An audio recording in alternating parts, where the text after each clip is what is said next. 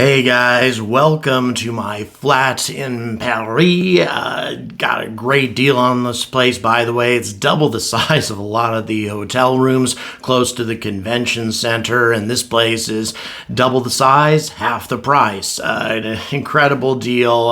Just trying to spend my supporters' money wisely while I'm doing all of this and gathering all of this content. But while I've been here, I've kind of been considering a question for the ages. Why do people hate Blue Origin? Well, basically because they suck.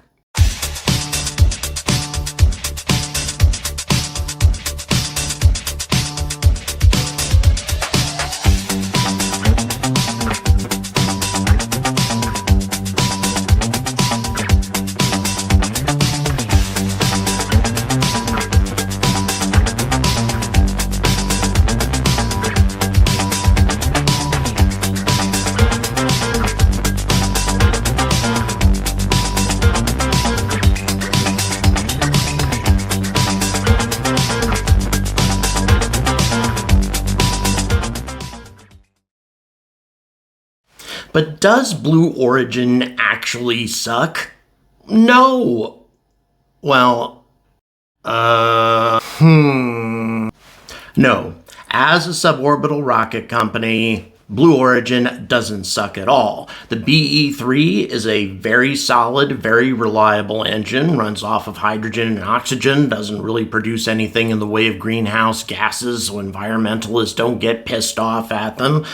What else do we have? We have 100% reusability. The booster, all of it gets reused. Also, the capsule, very reliable until recently when they had an issue with one of their boosters, which quite frankly is probably never going to be used as a booster for human crew ever again. Well, of course, now that it's been destroyed, but even before that, it really wasn't going to be used for that purpose. It was going to be used for experiments and, microgravity types of work that NASA and others were trying to do. So, no, really, they don't suck at all.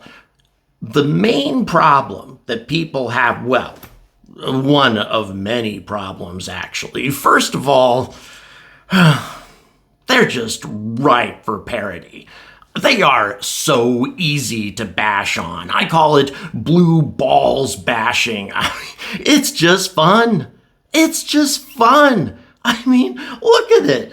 Look at New Shepard and tell me that doesn't make people laugh who don't even know a damn thing about spaceflight. Makes me laugh every time I look at the damn thing. And this isn't the only thing that Jeff Bezos has put out that has certain hidden innuendos associated with it. So, yeah, first of all, really ripe for parody. But there's something else associated with this company as well.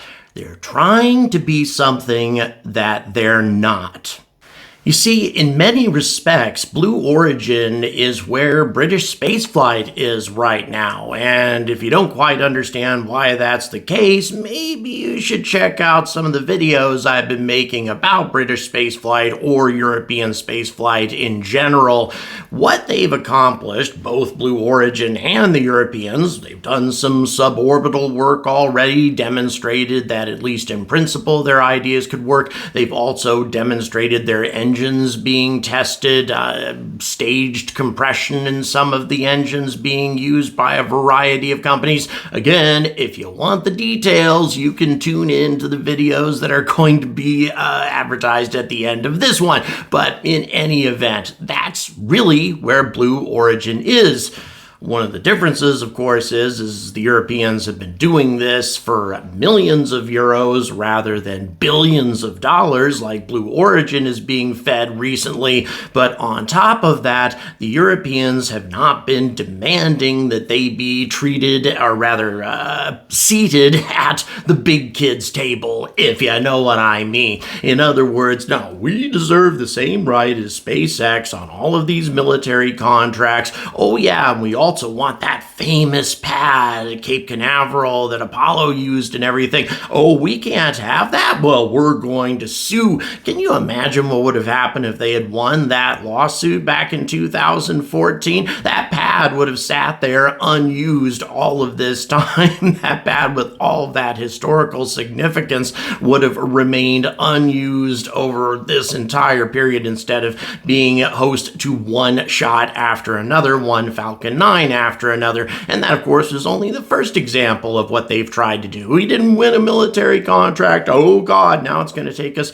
longer to get New Glenn ready, and never mind the fact that we have all the billions that we could ever need in order to, for research and development on New Glenn. It's going to take longer now because you didn't treat us like the other guys. That's where people are having issues with Blue Origin, because they want to be treated with the same level of respect that SpaceX and ULA gets, even though they haven't been to orbit. And that's something the Europeans, of course, are not demanding. And of course, this sort of stuff doesn't help either. Sir, we just had one of our warehouses burned down. Some people were killed. Shut up. I'm pinning fake astronaut wings on these guys. Yeah, you're famous. You didn't have to pay. Great. Let's move on to the people who actually did pay $10 or $20 million or whatever the hell they... Wasn't that a fun 10 minutes? Yeah, it sure was. What'd you say was where... Never mind that. I still gotta focus on these people. Yeah, all right, let's move on. Thank you very much for your money as well. Yeah, best 10 minutes of your life, wasn't it? Absolutely. And as if the spaceflight community didn't have enough reasons to hate Jeff Bezos, he decides to get into a protracted legal battle over HLS. And this was a huge mess. Let me give you sort of a condensed Reader's Digest version of everything that happened with this particular incident. So first of all, of course, SpaceX wins the contract, $2.9 billion. NASA really didn't have any more money to spend on it. They wanted to have more than one competitor for HLS, but didn't really have the choice, so signed the contract with SpaceX, and Dynetics and Blue Origin both decide to challenge it with the GAO. This is not that unusual, actually. If Elon hadn't challenged a decision made about Falcon 1 way back in the day when he really needed that NASA money, SpaceX probably wouldn't exist today. He won that particular challenge with the GAO, and the rest is history. So they challenged it, they lost. At that point, Dynetics says, okay, that's pretty much the end of it. We'll go ahead and do the honorable thing, bow out at this point, and maybe we'll get another shot later on. No, Blue Origin, we're taking this to federal court, damn it, all the way to the Supreme Court if we have to. And so it goes to federal court. Dynetics is like, hey guys, now, usually if the GAO says that they're not going to support this, if the GAO turns you down, federal court's going to give you the same... Shut up. We are challenging this. And so they did, and it stretched the whole process out for 6 damn months. 6 months unnecessarily, and a few days before we got our decision from federal court, all of a sudden, Jeff drops a heater of a bombshell. $2 billion of his own money that he's going to throw in the way of incentives at NASA if they just allow a second competitor into the mix. Doesn't have to be him, just somebody. Here's $2 billion for you, NASA. This is completely unethical. This is not how NASA contracts are bid out. There was no way that this was ever going to work. But what it did do is it sent a message to the U.S. government saying that, hey, give us another chance. You've always wanted there to be 2 competitors anyway, and I'm going to make this really affordable for you. Give you everything you want at the price you want. And so, even though he was turned down in federal court, lo and behold, the U.S. government, the Congress, decides to give him an extra $10 billion. Not him in particular, but $10 billion for a second competitor. And it looks very, very possible that he's going to end up winning this contract and weasel his way back into the mix. No, spaceflight fans, They didn't like that at all. And why do I think that Blue Origin has a great chance of winning this new contract, this second alternative? Well,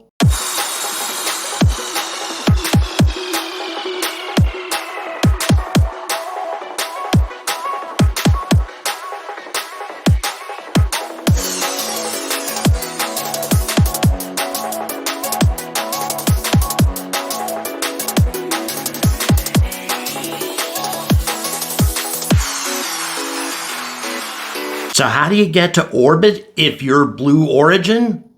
By not using Blue Origin. That's absolutely brilliant. I wish I'd thought of that.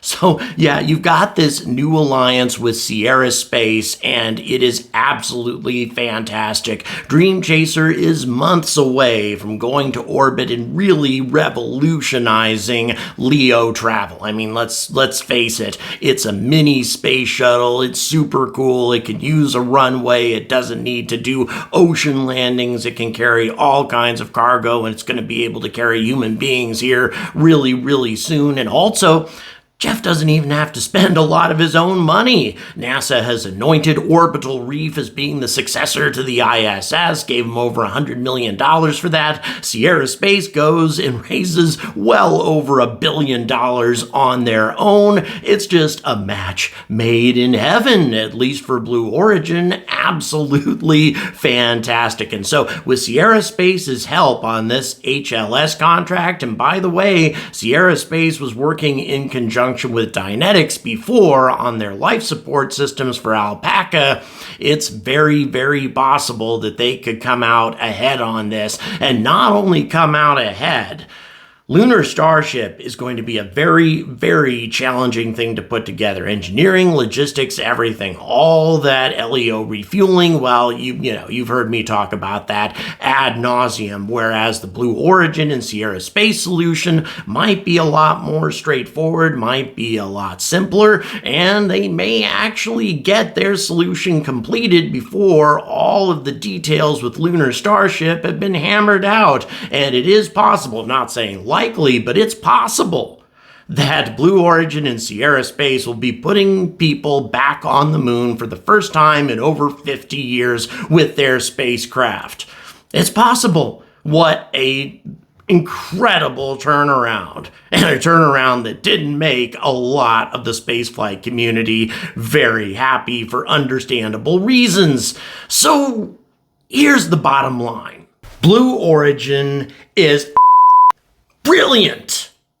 No, don't. Shut up. No, listen. Don't hit me. Don't hit. Blue Origin is brilliant and unstoppable. Oh, everybody hates them. Everybody despises them. They have a fully reusable space tourism taxi that makes them millions and millions of dollars in profits all the time, unlimited funding, and now quite possibly the most powerful team up in spaceflight history that could put them on the moon before anybody else.